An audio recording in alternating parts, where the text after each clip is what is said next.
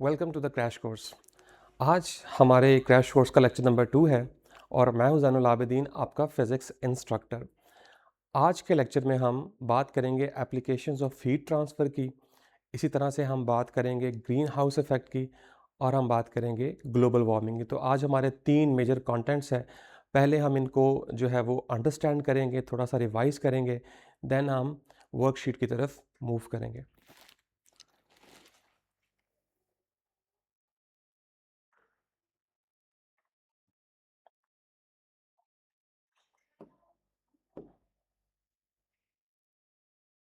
Okay, तो हमने आज बात करनी है एप्लीकेशंस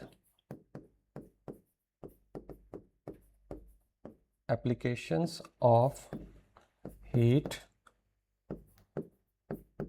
ट्रांसफ़र के हीट ट्रांसफ़र की क्या क्या पॉसिबल एप्लीकेशन जो हैं वो हो सकती हैं। ओके, तो हम नंबर 1 की बात कर लेते हैं। नंबर 1 जो है वो है हीटिंग ऑफ किचन पैन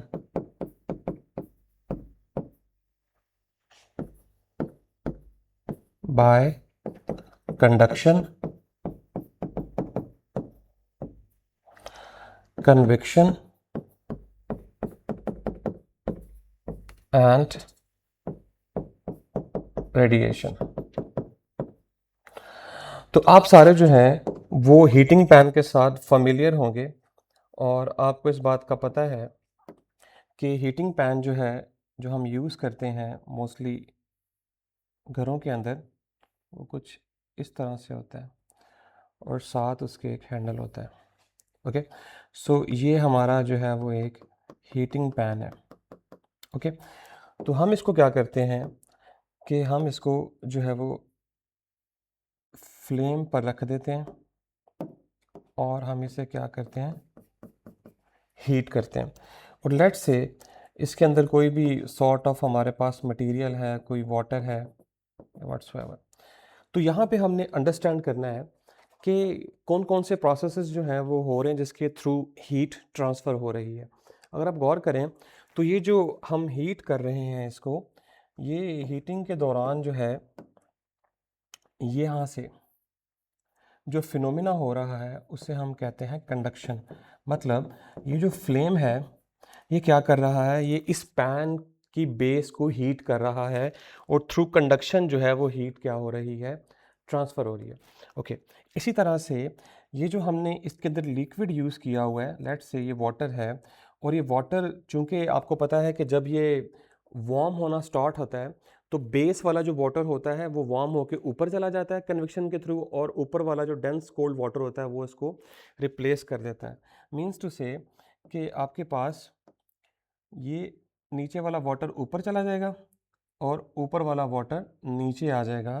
किसकी वजह से? कन्वेक्शन की वजह से।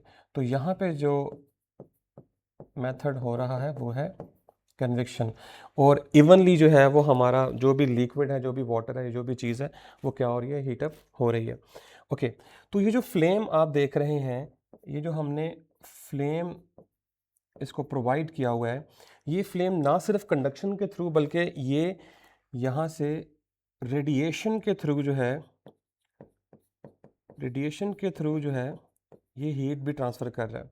तो आपने देखा कि हम इन तीनों मेथड्स के थ्रू जो है वो किचन के में पड़ा जो एक पैन है उसमें जो भी हम चीज़ गर्म करना चाह रहे हैं उसको हम हीट ट्रांसफ़र कर पा रहे हैं।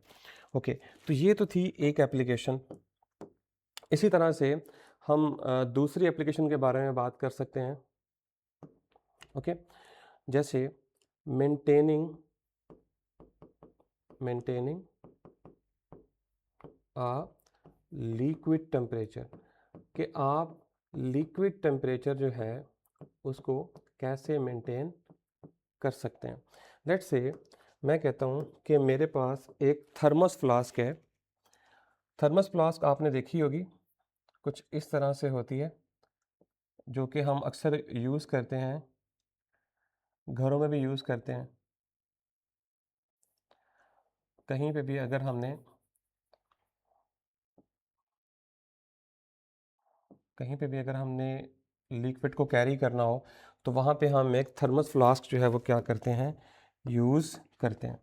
ओके, तो ये थर्मस फ्लास्क जो है ये इसको वैक्यूम फ्लास्क भी कहा जाता है। अगर मैं लिखूँ यहाँ पे तो इसे हम वैक्यूम फ्लास्क भी कहा जाता है। तो यहाँ से एक अक्सर क्वेश्चन जो है वो पूछा जाता है, और वो क्वेश्चन ये पूछा जाता है आपसे कि बताएं कि जो हमारे पास थर्मस फ्लास्क है ये किन मेथड्स के थ्रू जो है वो ट्रांसफ़र ऑफ हीट को प्रिवेंट करती है।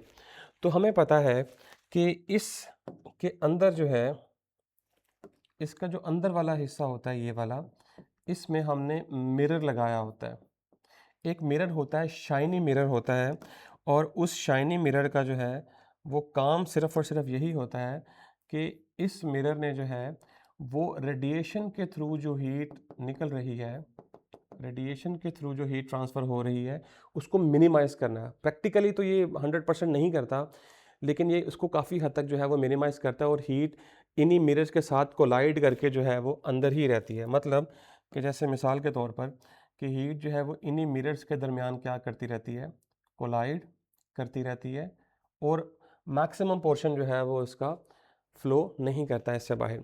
और आपको ये जो नज़र आ रही है चीज़, ये वाली बाहर वाली, ये वाला हिस्सा जो नज़र आ रहा है ये वैक्यूम होता है। मोस्टली वैक्यूम भी हो सकता है, और मोस्ट ऑफ द टाइम जो है ये पैडेड फॉर्म भी होता है।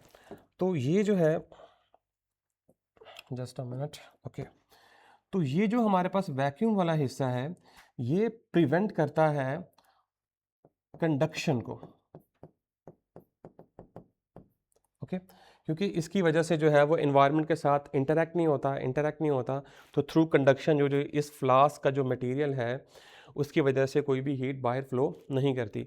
और चूंकि ये बिल्कुल क्लोजली पैक्ड होता है, टाइट होता है, एयर टाइट होता है, तो इसमें किसी किस्म की जो है वो कन्विक्शन नहीं होती।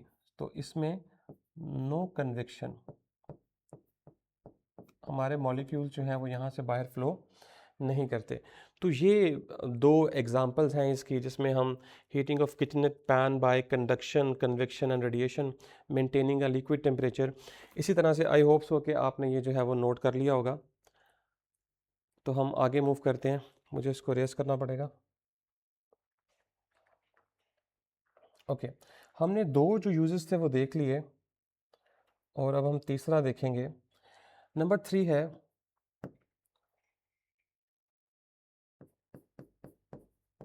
Warming of house hold water. Yes, तो हम अपने घरों में जो है वो किस तरह से, किस मैकेनिज़्म के थ्रू जो है वो हम पानी को गर्म करते हैं। लेट्स से हमारे पास ये हीटिंग सिस्टम है, और इस हीटिंग सिस्टम में हम दो पाइप्स जो हैं वो ऐड करेंगे। Let's say this one is cold water supply, यहाँ से जो है वो कोल्ड वाटर आ रहा है, और इसी तरह से यहाँ से जो है वो वार्म वाटर जो है वो बाहर जा रहा है। ओके, तो यहाँ बीच में क्या हो रहा है, यहाँ पे हमने जो है वो ऐसे स्पाइरल शेप में हमने पाइप जो हैं वो लगाए हुए हैं। इन पाइप्स का क्या काम है, ये पाइप्स जो हैं यहाँ से जो आने वाला ठंडा पानी है, लेट्स से कि यहाँ से जो ठंडा पानी आ रहा है, ये जब इन पाइप में से गुजरते हैं तो किसी मेथड के थ्रू, किसी फ्लेम के थ्रू हम इसे हीट करते हैं। तो लेट्स से अगर मैं बना दूँ इसको यहाँ पे, कि हमने इसको, इन पाइप्स को यहाँ पे जो है वो फ्लेम के थ्रू जो है वो क्या किया हुआ है, हीट प्रोवाइड की हुई है। ओके, तो ये जो पाइप्स में पानी आ रहा है ये लेट्स से यहाँ तक तो जो सॉरी, यस, तो यहाँ तक जो है ये इस तरह गर्म ठंडा आएगा इसके अंदर, और यहाँ से जब बाहर निकलेगा तो ये फ्लेम की वजह से हीट होके यहाँ से गर्म पानी जो है वो आपको मिल जाएगा। तो यहाँ से आपने देखा कि कोल्ड वाटर को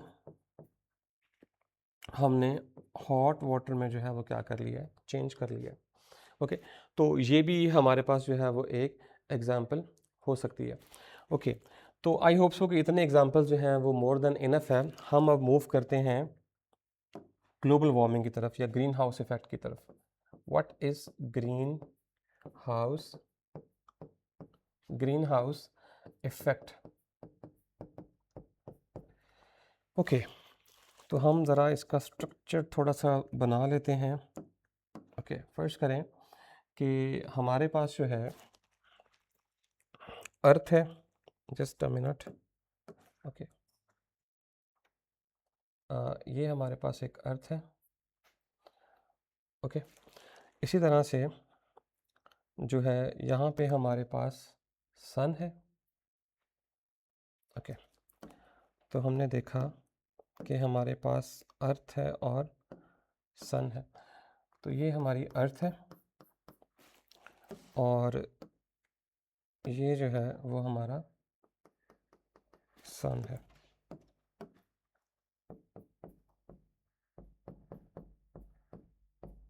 ओके, तो हमें पता है अर्थ के गिर्द जो है वो एक लेयर बन चुकी है। अर्थ के गिर्द एक लेयर बन चुकी है ह्यूमन एक्टिविटीज़ की वजह से, जो कि मैं ड्रॉ कर लेता हूँ यहाँ पे ऐसे।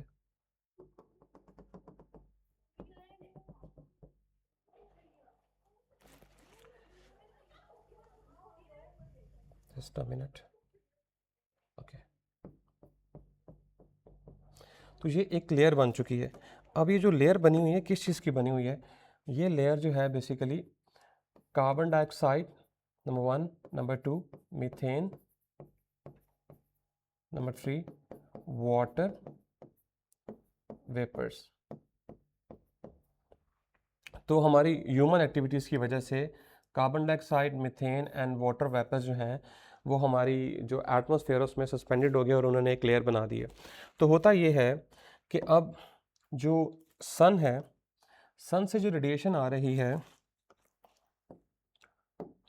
सन से जो रेडिएशन आ रही है हमारे पास, वो हाई एनर्जी रेडिएशन है।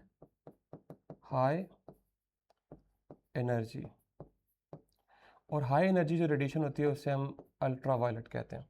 तो सन की तरफ से इस जो ये जो लेयर है हमारे पास कार्बन डाइऑक्साइड की या जो एनवेलप है, इसमें से इजीली जो है वो हाई एनर्जी रेडिएशन जो है वो पास आउट हो रही हैं। तो अर्थ क्या करती है? अर्थ उसको री एमिट करती है। तो अर्थ उसको करेगी री एमिट।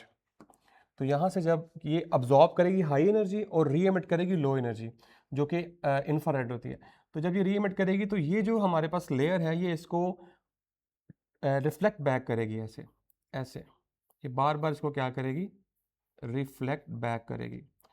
तो ये जो थी हमारे पास रेडिएशन, इसे हम कहते हैं इंफ्रारेड।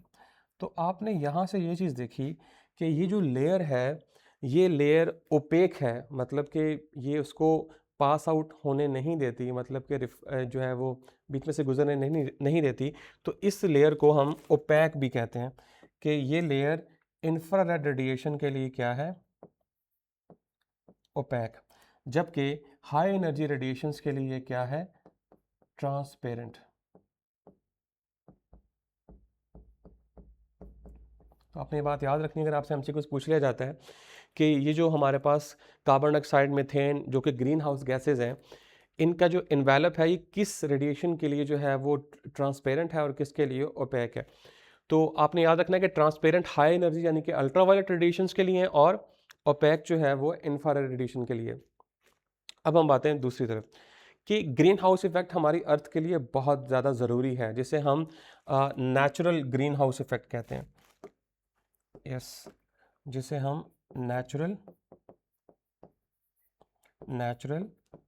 ग्रीन हाउस इफेक्ट, यानी कि normal amount of carbon dioxide, methane and water vapours जो है वो हमारी अर्थ के लिए बहुत ज़्यादा ज़रूरी है। उसकी रीज़न ये है कि अगर ये गैसेस ना होती या ये जो इन्वेलप ना होता तो हमारी जो अर्थ है उसका टेम्परेचर 180 -180 डिग्री सेल्सियस हो जाता।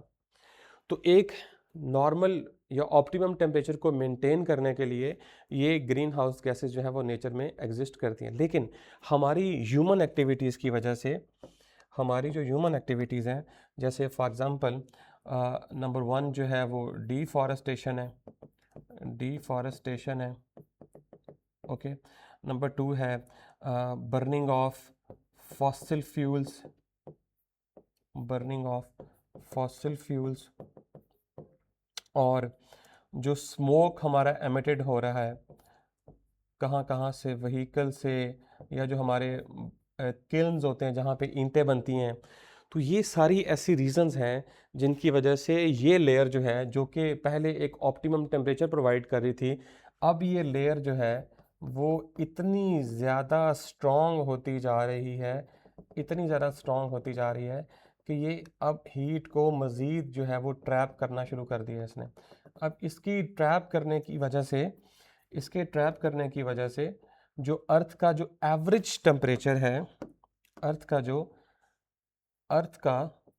जो एवरेज टेम्परेचर है वो क्या हो रहा है, वो इंक्रीज कर रहा है। यानी कि हमारी एक्टिविटीज़ की वजह से ये लेयर इतनी स्ट्रांग हो रही है कि ये इतनी ज़्यादा हीट ट्रैप करना स्टार्ट कर दिया इसने कि जो अर्थ का जो एवरेज टेम्परेचर है, जैसे हमारा रूम टेम्परेचर है जो कि एग्जिस्ट करता है, ये एवरेज टेम्परेचर जो है वो इंक्रीज़ करना जो है वो क्या कर रहा है, स्टार्ट कर रहा है, जिसकी वजह से बहुत सारी प्रॉब्लम्स हो रही हैं, जिनमें से नंबर वन प्रॉब्लम जो है वो फ्लड्स हैं। फ्लड्स ग्लोबल वार्मिंग की वजह से आ रहे हैं, यानी इस हीट ट्रैपिंग को हम ग्लोबल वार्मिंग का नाम देते हैं। तो फ्लड्स आ रहे हैं, हरिकेन्स यानी कि जो समुंदर में तूफान आता है, ठीक है।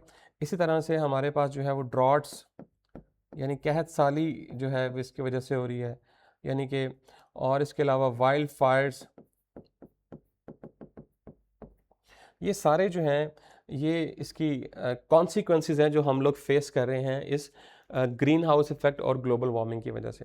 तो आई होप सो कि आपने समझ लिया कि ग्रीन हाउस इफ़ेक्ट या ग्लोबल वार्मिंग क्या होती है। इसके अलावा हमने एप्लीकेशन ऑफ हीट ट्रांसफ़र भी हमने देख लिया है, और भी इसकी बहुत सारी एग्जांपल्स हो सकती हैं। जैसे फॉर एग्जांपल आप लोग घरों में जो है वो इन्वर्टर यूज़ करते हैं या जो हीटर यूज़ करते हैं, तो वो भी कन्वेक्शन के थ्रू जो है और रेडिएशन के थ्रू आपका जो रूम है उसे क्या करता है, वार्म कर देता है। मतलब कि वो जो उसकी सराउंडिंग की हीटर की जो एयर होती है उसे लेस डेंस करता है, तो वो ऊपर चली जाती है, और उसको ऊपर से कंडेंस एयर जो है वो आके क्या कर लेती है, रिप्लेस कर देती है। तो ये थे आज के हमारे कंटेंट्स। आई होप सो कि आपने इसको रिवाइज कर लिया होगा।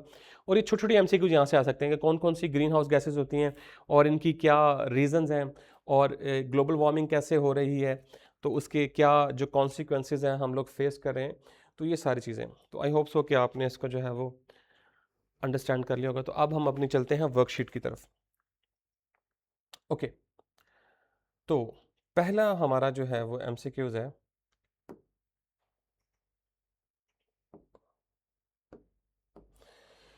Which of the following surfaces is the best emitter of thermal radiation? जी, ये थर्मल रेडिएशन क्या होती है? ये थर्मल रेडिएशन को ही हम असल में क्या कहते हैं, हीट कहते हैं। ओके, तो आपने बताना है कि इनमें से कौन कौन सी ऐसी जो है वो सरफेस है जो कि बेस्ट एमिटर, यानी कि बेस्ट एमिटर है थर्मल रेडिएशन की, जो अपने अंदर से रेडिएशन को बेस्टली एमिट करती है। Okay, when all are at the same high temperatures, अगर हम सबको सेम टेम्परेचर पे रखें, जैसे आपने लेज़ली क्यूब पढ़ा था, अगर आपको याद होगा तो आपने लेज़ली क्यूब पढ़ा था, मैं आपको फटाफट रिवाइज करवा देता हूँ कि लेज़ली क्यूब हमारे पास एक ऐसा cube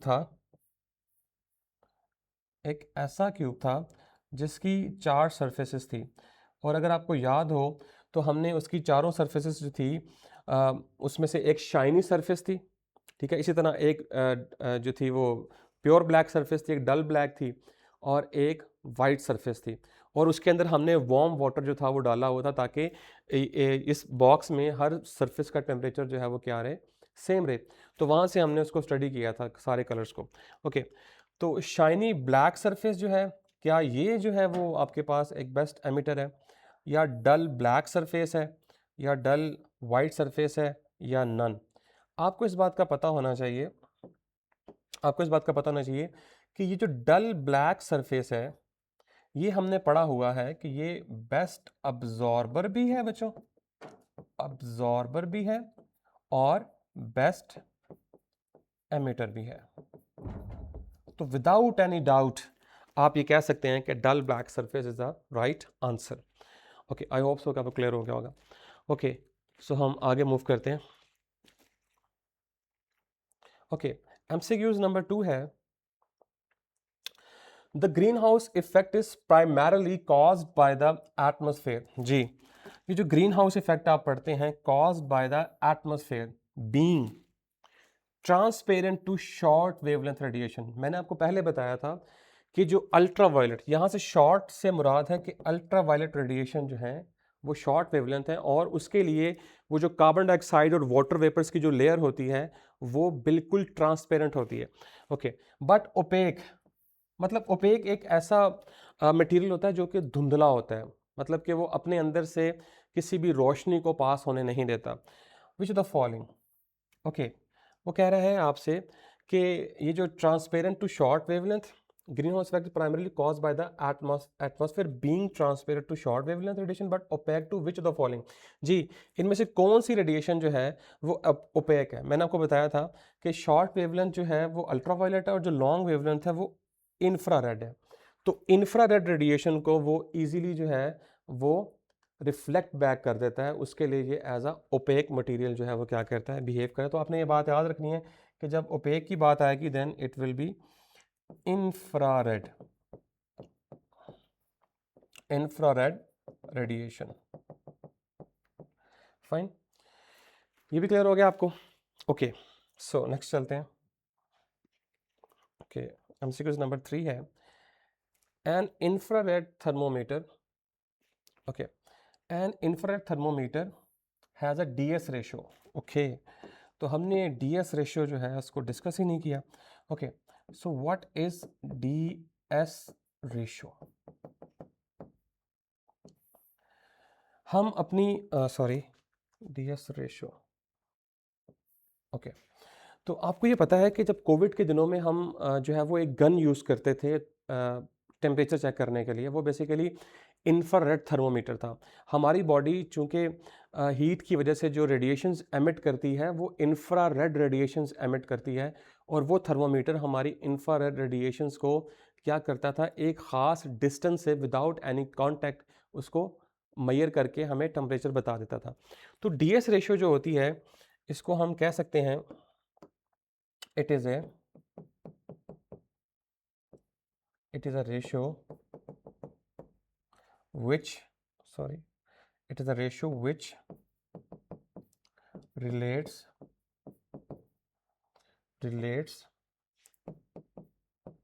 the target diameter to its distance from the target। Okay, so अगर हम इसकी बात करें, आप इसको समझ सकें तो हम इसको ड्रॉ कर लेते हैं कि लेट्स से ये हमारी गन थी इंफ्रारेड थर्मोमीटर की। ओके, ओके, तो और ये हमारा जो है कोई ऑब्जेक्ट है यहाँ पे। ओके, ये भी ऑब्जेक्ट है। तो ये गन जो है, ये जब हम उस ऑब्जेक्ट की तरफ पॉइंट करते हैं जिसका हमने टेम्परेचर फाइंड आउट करना है, तो ये एक ख़ास जो है उसका ख़ास एरिया जो है वो क्या करता है, टारगेट करता है। पूरी बॉडी को टारगेट नहीं करता, सिर्फ कुछ एरिया को टारगेट करता है, और उस एरिया का कुछ ना कुछ डायमीटर जो है वो होता है। और ये जो है इसका, ये जो है ये इसका रिलेटिव डिस्टेंस है फ्रॉम द ऑब्जेक्ट। जितना आप दूर जाते जाएंगे डायमीटर कम होता जाएगा। तो ये basically distance to spot ratio कहते हैं इसको हम। क्या कहते हैं इसको हम?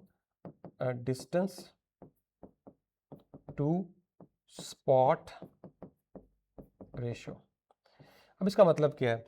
अगर मेरे पास डिस्टेंस टू स्पॉट रेशो जो है वो मिसाल के तौर पर 12:1 है, इसका मतलब है कि ये जो रेशो का पहला हिस्सा 12 है, कि अगर मैं किसी भी ऑब्जेक्ट से जिसका मैंने जो है वो टेम्परेचर मेजर करना है उससे 12 यूनिट्स दूर हूँ, 12 यूनिट्स दूर हूँ, तो ये जो हमारा इंफ्रारेड थर्मोमीटर है वो उसका 1 यूनिट डायमीटर जो है उसको टारगेट करेगा। मतलब मैं आपको एक और मिसाल दे देता हूँ कि अगर फॉर एग्जांपल आप इसको ऐसे कर लें कि अगर मैं 12 इंचेस उस ऑब्जेक्ट से दूर हूँ जिसका मैंने जो टेम्परेचर है वो मेजर करना है, तो जो मेरी जो इंफ्रारेड गन है, जो थर्मामीटर है, वो जो उसका एरिया टारगेट करेगी, जो उसका डायमीटर टारगेट करेगी, वो क्या होगा? 1 इंच। अब क्लियर हो गया आपको? तो ये डिस्टेंस टू स्पॉट रेशियो है। जितना हमारा डिस्टेंस होगा, जैसे ये 12 इंच हमारा डिस्टेंस है अगर, तो ये जो डायमीटर मैंने आपको बना के दिखाया है, ये बेसिकली कितना होना चाहिए? 1 इंच। तो ये रेशियो हमेशा इस तरह ही रहेगी। ओके, अगर मैं 24 इंचेस बढ़ा देता हूँ डिस्टेंस को, अगर मैं इसको और 24 इंचेस मतलब 24 इंचेस दूर ले जाता हूँ, तो मेरे पास डायमीटर की रेशियो क्या होगी? तो डायमीटर जो है वो मेरे पास 2 इंच का हो जाएगा। ठीक है, इसी तरह से अगर मैं इसको 36 करूँगा, 36 इंचेस दूर जाऊंगा, तो मेरा डायमीटर जो है वो 3 टाइम्स हो जाएगा। तो आपने सिंपल ये 12 को मल्टीप्लाई कर देना, फॉर एग्जांपल मल्टीप्लाई बाय 2, इधर भी मल्टीप्लाई बाय 2 कर देंगे। तो ये इस तरह से जो है वो डिस्टेंस टू स्पॉट रेशियो जो है आपस में चेंज होती रहेगी। तो आई होप सो कि आपको क्लियर हो गया होगा। अब हम चलते हैं एमसीक्यूज की तरफ। An infrared thermometer has a DS ratio of 12:1। जी, उसकी जो डीएस रेशियो है that is 12:1। If the thermometer, अगर वो थर्मामीटर जो है is held 24 inches away from the wall, उस वॉल का हम थर्मामीटर टेम्परेचर चेक कर रहे हैं, अगर मैं उसको, उसकी रेशो ये, अगर मैं उससे 24 इंच दूर चला जाता हूँ from a wall, what is the diameter of the area being measured, वो जो डायमीटर है जिस एरिया को वो टारगेट कर रहा है वो कितना हो जाएगा? मैंने आपको बताया कि अगर ये इसकी डिस्टेंस की रेशियो ट्वाइस हो जाएगी, तो इसकी जो डायमीटर की रेशियो है वो भी क्या हो जाएगी? ट्वाइस हो जाएगी। मतलब अगर ये 12:1 है, तो ये 24:2 हो जाएगा, जैसे मैंने आपको यहाँ एक्सप्लेन किया। तो डायमीटर जो है वो मेरे पास कितना हो जाएगा? 2 इंचेस। फाइन। तो ये था हमारा distance to spot ratio. I hope so कि क्लियर हो गया होगा आपको। आगे चलते हैं। ओके, चौथा एमसीक्यूज है हमारे पास, why are the cooling fins on the car radiator. जी, ये रेडिएटर क्या होता है? ये रेडिएटर जो है बेसिकली हम जो गाड़ी का जो इंजन होता है उसके साथ से हमने, इंजन के साथ साथ बिल्कुल हमने पाइप्स गुजारे होते हैं, उसमें हम उन पाइप्स में से पानी गुजारते हैं। क्यों गुजारते हैं? क्योंकि उसकी स्पेसिफिक हीट कैपेसिटी जो है वो बहुत ज़्यादा होती है। फिर वो पाइप्स जो हैं वो गाड़ी के जो, अगर बम्पर के ऊपर आप देखें तो एक छोटा सा फ़ैन लगा होता है, वो फ़ैन के आगे से पाइप गुजर रहे होते हैं। तो जैसे ही उन पाइप्स में से गर्म पानी गुजरता है तो वो फ़ैन उसको क्या करता है, हवा की मदद से क्या करता है, उस हीट को जो है वो इन्वायरमेंट में भेज देता है, इंजन से निकाल के इन्वायरमेंट में भेज देता है। तो वो कह रहा है कि जो cooling fins on the car radiator और a motorcycle engine designated with thin and numerous, तो ये इतने ज़्यादा बारीक और नमरस क्यों बनाए जाते हैं? आपने अक्सर अगर फ्रिज की जाली देखी है या कोई इन्वर्टर एसी की जाली देखी है बैक साइड से, तो वो बहुत सारे उसमें जो है फिन्स लगे होते हैं और उनकी जो क्वांटिटी होती है, तादाद होती है, वो बहुत ज़्यादा होती है। उसकी रीज़न क्या होती है? जी, to act as insulators, to increase the surface area for radiation and convection, to reflect heat back into the engine, ये तो नहीं हो सकता। to decrease the weight of the engine, ये भी नहीं हो सकता। to act as an insulator, अगर इंसुलेटर एक्ट करेगा तो वो हीट को ट्रांसपोर्ट कैसे करेगा? तो ये भी नहीं हो सकता। तो इसका सही ऑप्शन है to increase the surface area, ताकि सरफेस एरिया जो है वो बढ़ाया जाए। तो सरफेस एरिया अगर हम बढ़ाएंगे तो भी हमारा जो हीट ट्रांसफ़र है वो मैक्सिमम हो जाएगा। जैसे आपने हीट ट्रांसफ़र के मैकेनिज्म में पढ़ा था कि टेक्सचर, सरफेस एरिया, टेम्परेचर, इससे हीट ट्रांसफ़र जो है वो क्या होता है? बढ़ता है। और कलर, फोर्थ थिंग। फाइन, तो इसका सही ऑप्शन बी है। ओके ओके, आगे मूव करते हैं। 5 है, in the Leslie cube, yes, in the Leslie cubes experiment, जो लेस्ली क्यूब का हमने एक्सपेरिमेंट किया था, what is the main purpose of filling the cube with boiling water. जी, अगर आपको याद होगा तो जो हमने लेस्ली क्यूब बनाया था, लेस्ली क्यूब बनाया था, उसकी 4 सरफेसेस थी। कौन कौन सी सरफेसेस थी? The first one was pure black, dull black, white and shine, silver या शाइनी कह लें आप। ठीक है, तो उसमें जो हमने वाटर डाला था, ये जो लेस्ली क्यूब के ऊपर थोड़ी सी जगह थी, यहाँ पे हमने जो है वो वाटर ऐड किया था। उसकी रीज़न ये थी ताकि हम इन सारी सरफेसेस का जो टेम्परेचर है वो ऑप्टिमम यानी कांस्टेंट रख सकें। तो वाटर के पास ये एबिलिटी होती है कि वो एक कांस्टेंट टेम्परेचर जो है वो सारी सरफेसेस का रखता है। ओके, तो To increase the pressure inside the cube, no. To ensure all the four surfaces are at the same temperature, okay. To create steam for convection, no. To measure the boiling point of water, no. इसका सही option भी है।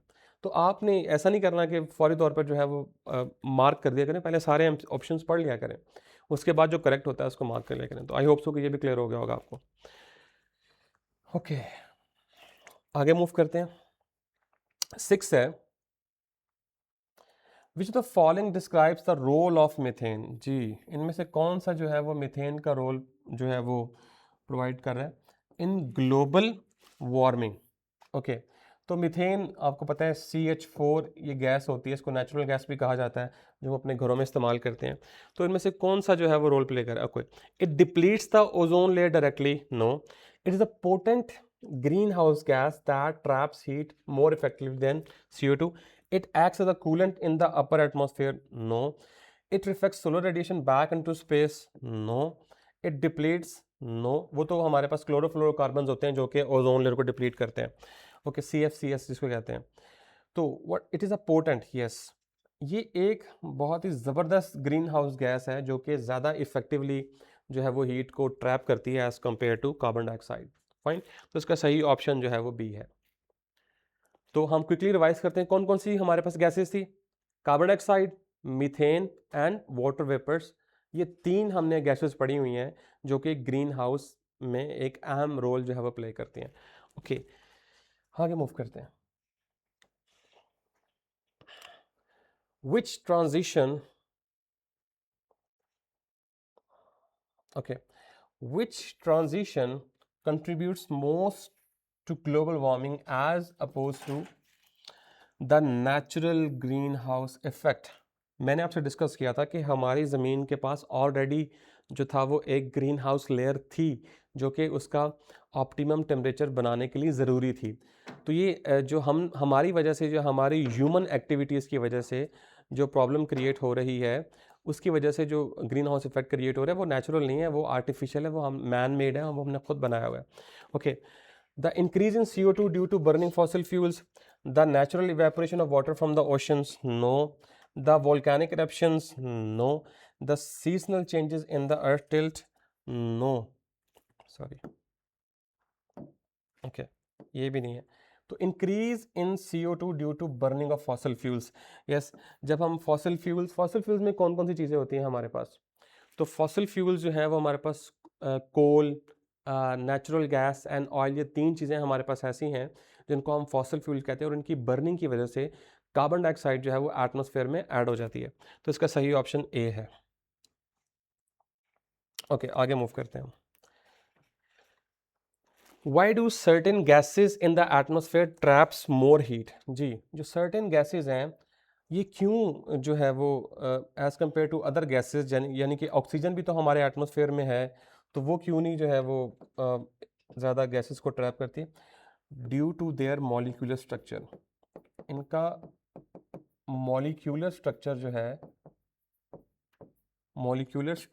है वो इस तरह का होता है कि ये जो है वो इन हीट को ज़्यादा ट्रैप करती हैं as compare to other gases. Okay, आगे चलते हैं। Okay, how do cloudy nights affect the surface temperature of the earth compared to clear nights? जी, जो हमारे पास क्लाउडी नाइट्स होती हैं, क्लाउडी नाइट्स जो हैं या जो क्लाउड्स होते हैं, क्लाउड्स रिफ्लेक्ट बैक रेडिएशंस और heat to the earth surface. तो ये जो क्लाउड्स होते हैं रात के वक्त, क्योंकि जो है वो टेम्परेचर जो है वो रात को जो है जब वो स्लो डाउन होना शुरू होता है, लो होता है, तो जो रेडिएशंस एमिट होती हैं वो ये अगर क्लाउड्स होंगे तो वो उसको रिफ्लेक्ट बैक कर देते हैं, जिसकी वजह से टेम्परेचर जो है वो क्या होता है, इंक्रीज करता है। Okay, why is the green house effect often describe as one way filter for solar energy? जी, मैंने आपको ये एक्सप्लेन किया था कि ये जो है जी, तो ये अल्ट्रा वायलेट रेडिएशन है, उसके लिए ये ट्रांसपेरेंट होती हैं, जबकि हमारे पास जो इंफ्रारेड रेडिएशन होती हैं उसके लिए ये ओपेक होती है लेयर। फाइन, ओके, आगे चलते हैं। What is the difference between the natural green house effect and global warming? So ये जो नेचुरल ग्रीन हाउस इफेक्ट है, ये ओके ये जो नेचुरल ग्रीन हाउस इफेक्ट है, ये मैंने बताया आपको, जो नेचुरली एग्जिस्ट करता है, जो natural amount of methane, carbon dioxide या वाटर वेपर्स जो हमारी अर्थ में मौजूद थे। लेकिन ग्लोबल वार्मिंग जो है that is wholly due to human activities जो कि मैंने बड़ी तफसील से पहले जो है वो डिस्कस कर लिया। ओके, आगे चलते हैं। Why are freezer compartment on the top of refrigerator? जी, जो हमारा फ्रीज़र है इसको हम टॉप पे इसलिए रखते हैं, लेट्स से कि ये हमारा फ्रीज़र है, इसका ये वाला कंपार्टमेंट जो है वो उसको फ्रीज़र कहते हैं। और यहाँ से जो है, जो हमारे पास, क्योंकि ये ठंडा करता है तो कोल्ड एयर जो है वो क्या होती है, यहाँ से नीचे वाले पोर्शन में सिंक करती है, और जो हमारे पास हॉट एयर होती है वो यहाँ से कंपार्टमेंट की तरफ मूव करती है, इसलिए हम इसे ऊपर की तरफ रखते हैं। ओके, आगे मूव करते हैं। What is D S ratio? अब मैं इस पर मज़ीद बात नहीं करूँगा। डी एस रेशो मैंने आपको बड़ी तफसील से समझा दिया कि ये बेसिकली क्या होती है, कि ये डिस्टेंस टू स्पॉट रेशो होती है। जो टारगेटेड एरिया का डायमीटर है उसको रिलेट करते हैं हम जो हमारा टारगेट से डिस्टेंस होता है, यानी कि जो उस थर्मामीटर का डिस्टेंस होता है। ओके, आगे मूव करते हैं। Okay, analyse the role of green house gases. जी, ये लॉन्ग क्वेश्चन है, आप इसको कैसे अटेम्प्ट करेंगे कि आप इसे जो है वो एनालाइज करेंगे ग्रीन हाउस गैसेस का रोल इन ग्लोबल वार्मिंग। यानी पहले हिस्से में आप जब आंसर लिखेंगे, आर्टिकुलेट करेंगे, तो आप बताएंगे कि ग्रीन हाउस गैसेस जो हैं वो कैसे रोल प्ले करती हैं ग्लोबल वार्मिंग में। जैसे मैंने आपको समझाया था कि वो रिफ्लेक्ट बैक हो रही है वापस, जिसकी वजह से जो है वो हमारा अर्थ का एवरेज टेम्परेचर जो है वो इंक्रीज कर रहा है। Now the second part is how does global warming contribute to the increase severity of hurricanes. आप हरिकेन्स के बारे में बताएंगे, जो समुंदर में जो टॉर्नेडो जो है वो होते हैं, और हीट वेव्स जो आपके पास आती हैं, एंड फ्लडिंग का मतलब है सैलाब, एंड ड्रॉट्स जो कहत साली यानी शॉर्टेज ऑफ वाटर। तो इन सब के ऊपर आप जो है वो थोड़ी थोड़ी बात करेंगे अपने लॉन्ग क्वेश्चन के अंदर। ओके, आगे हम मूव करते हैं। ओके, अ हाफ किलोग्राम, हमारे पास जो है वो half kilogram. Okay, just a minute. Okay, तो हमारे पास जो मैस है, सॉरी, मैस जो है वो 0.5 किलोग्राम है। ओके, एल्यूमिनियम का, और स्पेसिफिक हीट कैपेसिटी जो है दैट इज़ 1000 जाउल पर किलोग्राम पर kelvin is heated from room temperature. T1 जो है आपके पास 25 डिग्री सेल्सियस है, T2 जो है आपके पास 100 डिग्री सेल्सियस है। और आपने क्या फाइंड आउट करना है, हाउ मच हीट। तो आपने बेसिकली जो है वो Q जो है उसको फाइंड आउट करना है, और हमें पता है Q का जो फार्मूला होता है Q equals MC delta T। तो इस फार्मूले से आप इसको सॉल्व कर सकते हैं, आपके पास सारी वैल्यूज़ गिवन है। तो ये था जी आज का हमारा लेक्चर, और आई होप सो कि आपने इस चीज़ को जो है वो अंडरस्टैंड किया होगा। और अगर आपकी कोई क्वेरीज़ हैं तो आप जो है वो यूट्यूब चैनल के ऊपर जो है वो भेज सकते हैं। इसके अलावा आप लाइव जूम सेशन में भी अपने क्वेश्चन आंसर्स जो है वो क्वेश्चन भेज सकते हैं। So this is all from my side, इंशाल्लाह कल मिलते हैं। This is Zainul Abidin signing off.